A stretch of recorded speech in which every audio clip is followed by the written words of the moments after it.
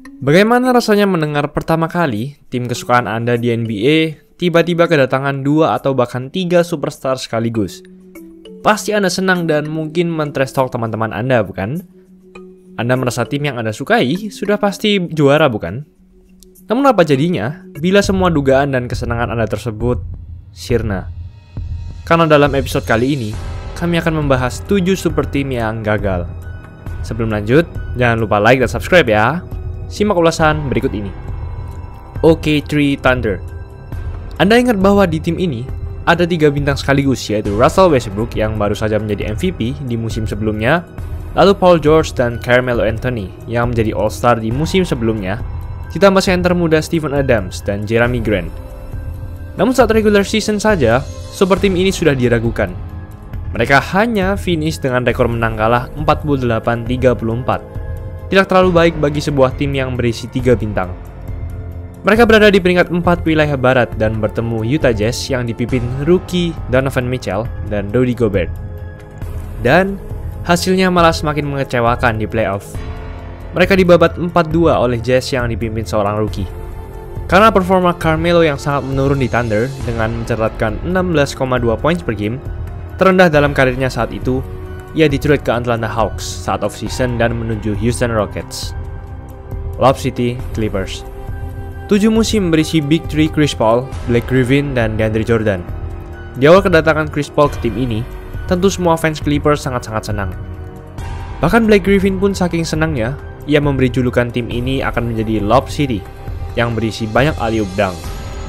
Griffin dan Chris Paul menjadi starter All-Star pada tahun 2012 dan mencetak sejarah Clippers, di mana itu pertama kalinya Clippers punya 2 pemain yang menjadi starter All-Star. Clippers juga langsung masuk ke playoff di musim pertama Big Three ini terbentuk. Namun, mereka disweep oleh Spurs di ronde kedua playoff. Dan di musim-musim selanjutnya, kita tahu bahwa Clippers tak pernah melaju jauh. Mereka paling jauh hanya pernah ke ronde kedua saja. Hampir menang melawan Rockets pada ronde kedua playoff 2015, di mana mereka sudah memimpin 3-1, namun di comeback dan harus kalah. Belum lagi dengan kontroversi rasisme Donald Sterling pada 2014, membuat Big Three dan tim ini semakin hancur. Tahun 2017 merupakan tahun terakhir Big Three ini. Namun Chris Paul dan Griffin tidak bermain di regular season.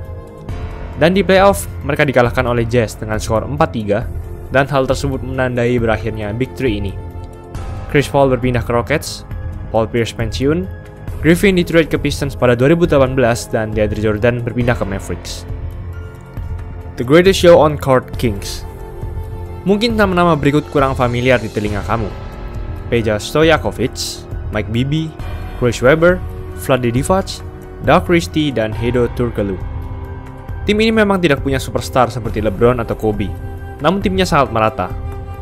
Chris Webber dan Peja Stojakovic menjadi All-Star di musim 2001-2002 ini, dan Doug Christie menjadi All-NBA Defensive Second Team. Mereka pun finish di urutan pertama di NBA, bahkan mengalahkan Lakers. Mereka bertemu Lakers lagi di playoff di final wilayah barat. Dan disinilah masalah terjadi. Seri Lakers melawan Kings pada 2002 menjadi salah satu seri playoff paling kontroversial dalam sejarah.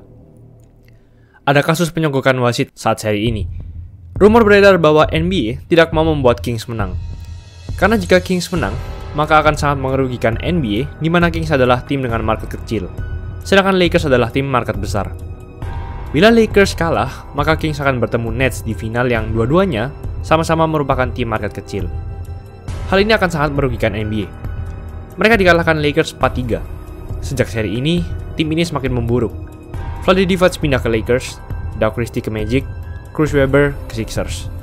Dan sampai sekarang pun, mereka sudah tak pernah masuk playoff sejak 2006. Pacers 2005. Di awal 2000, Pacers merupakan tim yang sangat hebat.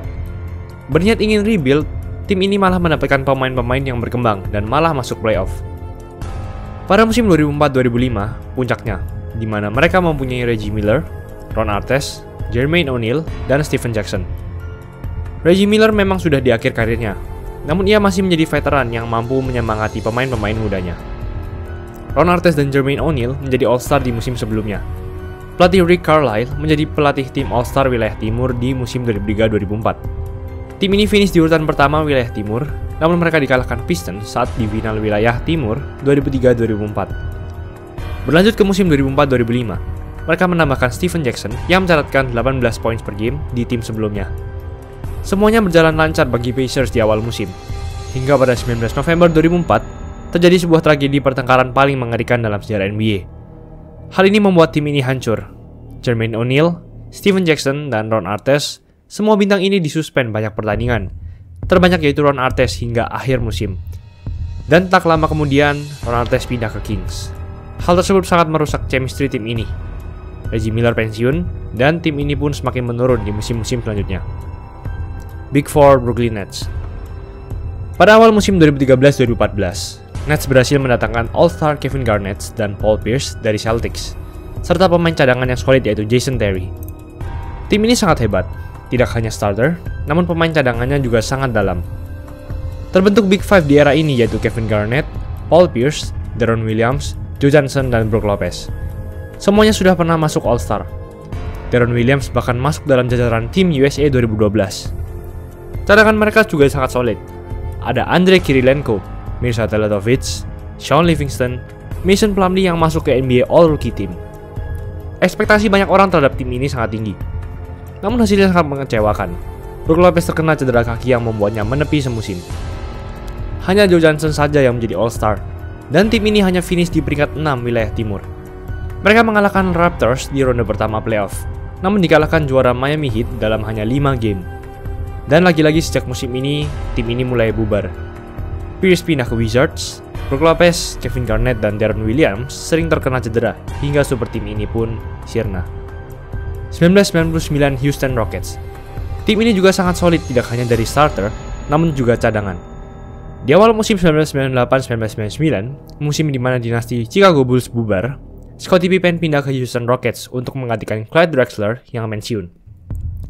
Di Rockets sudah ada Hakeem Olajuwon dan Charles Barkley. Bahkan Barkley harus memotong gajinya untuk memberi cap space bagi Pippen untuk masuk.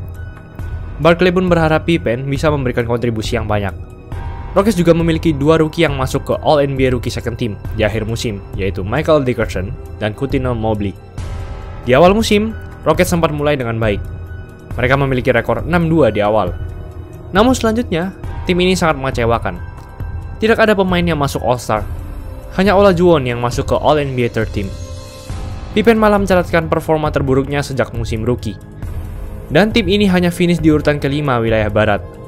Dan di ronde pertama playoff pun, mereka langsung dikalahkan Lakers dengan skor 3-1. Hal ini bisa terjadi karena rusaknya chemistry tim ini, terutama Pippen dan Barkley. Barkley berharap banyak bagi performa Pippen di awal musim. Namun Pippen malah tak bisa membayar ekspektasinya. Hanya semusim saja, Pippen pun meminta keluar dan berpindah ke Trail Blazers. Rockets pun tak masuk playoff sejak musim ini, hingga 2004. The Big Five Lakers. Tim ini awalnya mendapatkan ekspektasi sangat tinggi di awal musim.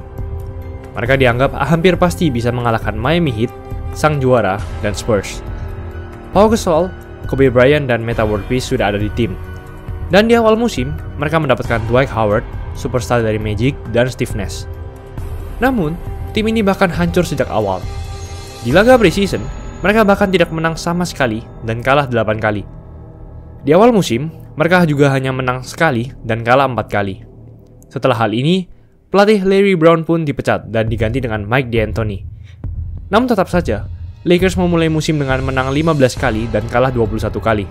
Terburuk sejak musim 1993-1994. Di akhir musim regular season, Kobe dan Metta World Peace terkena cedera, sehingga mereka tidak bisa bergabung saat playoff, sehingga hanya menyisakan Steve Nash, Dwight Howard, Pau Gasol, dan beberapa cadangan lainnya.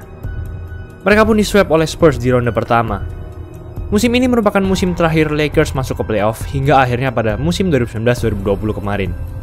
Dan semusim saja, Howard tidak tahan karena chemistry yang rusak dan berpindah ke Rockets. Gasol, Kobe, dan Metta World Peace berkutat dengan cedera. Tim ini pun memutuskan untuk rebuild di musim-musim selanjutnya. Itulah ulasan mengenai episode kali ini. Jangan lupa like, komen, dan subscribe agar channel ini bisa berkembang dan menghasilkan video menarik lainnya. Thanks for watching, I'll see you in the next video.